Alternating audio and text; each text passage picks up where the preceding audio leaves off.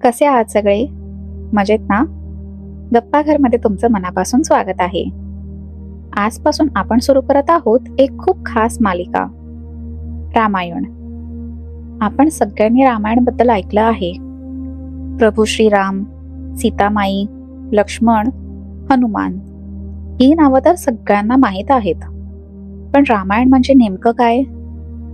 रामायण ही फक्त धार्मिक कथा नाही.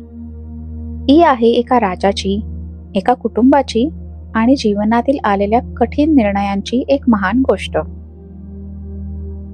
रामायण सर्वात आधी महर्षी वाल्मिकी यांनी लिहिलं असं मानलं जातं. या ग्रंथात जवळजवळ 24,000 श्लोक आहेत. आता या कथेची सुरुवात होते एका सुंदर राज्यापासून. त्या राज्याचं नाव होतं अयोध्या. त्या काळात अयोध्या खूप समृद्ध आणि सुंदर नगरी होती. मोठे राजवाडे, रुंद रस्ते आणि आनंदी लोक. या अयोध्याचे राजा होते राजा दशरथ. राजा दशरथ खूप शूर आणि न्यायप्रिय होते. त्यांनी अनेक युद्ध जिंकली होती आणि त्यांची प्रजा त्यांच्यावर खूप प्रेम करायची. पण त्यांच्या आयुष्यात एक मोठी चिंता होती. त्यांना मुलं नव्हती. राजा दशरथच्या 3 राण्या होत्या, माता कौशल्या, माता कैकेयी आणि माता सुमित्रा. पण इतक्या वर्षांनंतरही त्यांना मुलं झाली नव्हती. राजा दशरथ नेहमी विचार करायचे, माझ्यानंतर राज्य कोण सांभाळणार? मग एक दिवस त्यांनी ऋषी आणि गुरूंना बोलवलं.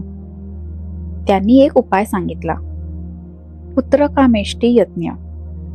हा यज्ञ मुलं होण्यासाठी केला जायचा. राजा दशरथांनी लगेच तो यज्ञ करण्याचा निर्णय घेतला. संपूर्ण अयोध्येत मोठ्या तयारी सुरू झाली आणि त्या यज्ञानंतर अयोध्येत जन्माला येणार होते 4 राजकुमार, प्रभू श्रीराम, लक्ष्मण, भरत आणि शत्रुघ्न.